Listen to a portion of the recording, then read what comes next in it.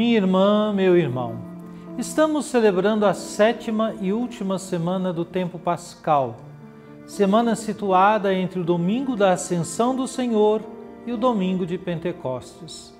Neste período se celebra a Semana de Orações pela Unidade dos Cristãos. É preciso, para além de nosso empenho em favor da unidade do corpo de Cristo, que é a Igreja, colocarmos nas mãos do Senhor a obra da unidade dos cristãos, que supera nossos esforços. A unidade é um dom do Espírito Santo. Preparar a solenidade do Divino Espírito Santo deve ser um gesto de fé que sempre nos apela a assumir uma espiritualidade de comunhão, caminho para a superação de oposições que ferem a unidade dos discípulos de Jesus Cristo. Agora, supliquemos. Trindade Santa, Pai, Filho e Espírito Santo, vós vos revelastes Deus da Palavra, quisestes dialogar com a humanidade, de modo especial por Jesus, o Verbo encarnado. Queremos escutar, acolher e meditar vossa palavra. Derramai em nós o espírito de amor. Concedei-nos um coração que escuta, pondera, discerne e escolhe em conformidade com vossa santa vontade. Enchei-nos do ardor missionário para dar testemunho da luz, a verdadeira luz, Jesus Cristo, luz do mundo. Fazei de nós servidores do vosso reino e operários da fraternidade, e deixai a Senhora Auxiliadora nos acompanhar nos caminhos desta história, inspirando-nos o cuidado pela vida e a promoção da paz. Assim seja. Amém.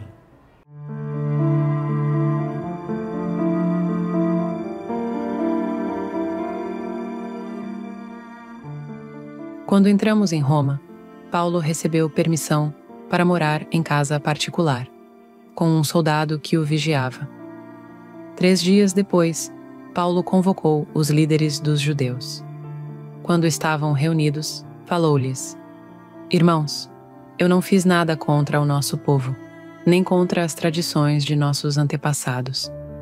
No entanto, vim de Jerusalém como prisioneiro, e assim fui entregue às mãos dos romanos. Interrogado por eles no tribunal, e não havendo nada em mim que merecesse a morte, eles queriam me soltar.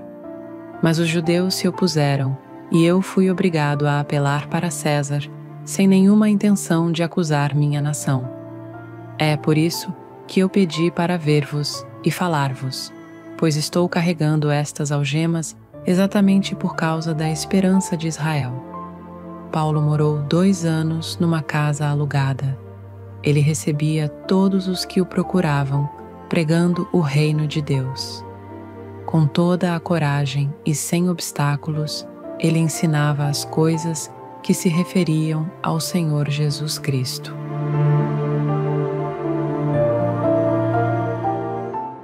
Minha irmã, meu irmão, escutamos hoje o trecho final do livro dos Atos dos Apóstolos, que descreve a chegada de Paulo a Roma após uma longa e difícil jornada.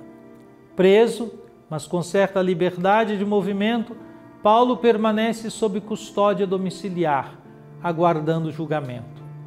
Durante esse período, ele continua a pregar o Evangelho com coragem e determinação, cumprindo sua missão apostólica até o fim. A chegada de Paulo a Roma marca o cumprimento da promessa divina de que ele testemunharia na capital do império. Mesmo preso, Paulo desfruta de um regime mais brando, podendo morar por conta própria, sob a guarda de um soldado.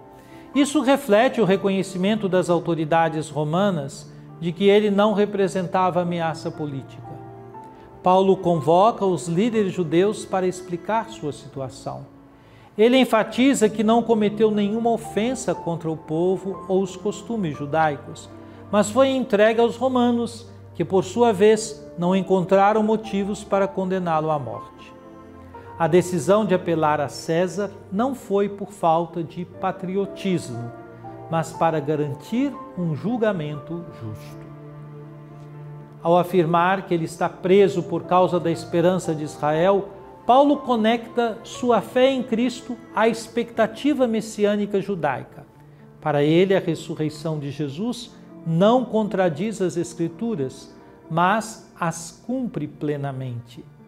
Essa perspectiva demonstra que o cristianismo não é uma ruptura com a tradição judaica, mas sua realização.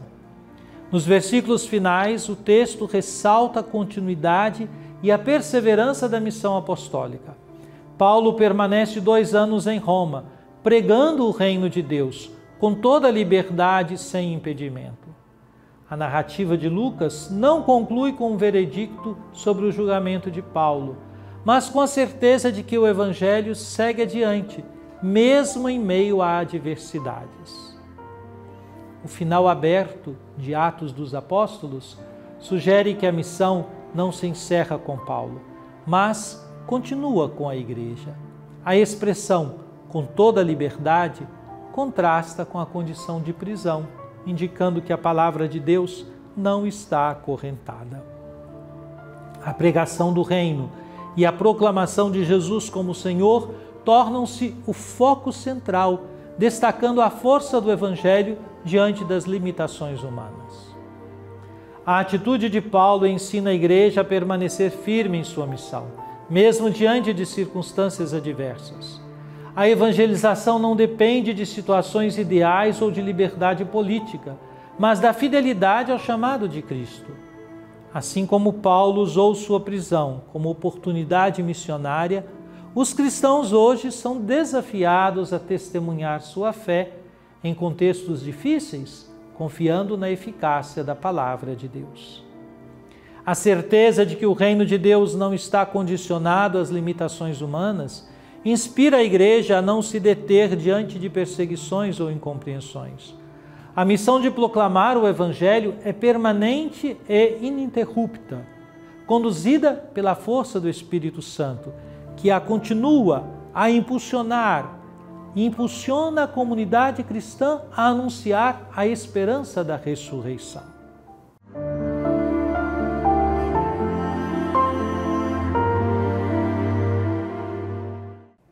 Oremos. Ó Divino Pai Eterno, tendo ouvido e meditado a palavra sagrada, concedei-nos dar testemunho da luz do vosso amado Filho, Jesus Cristo nosso Senhor. Ele que vive e reina convosco na unidade do Espírito Santo. Amém.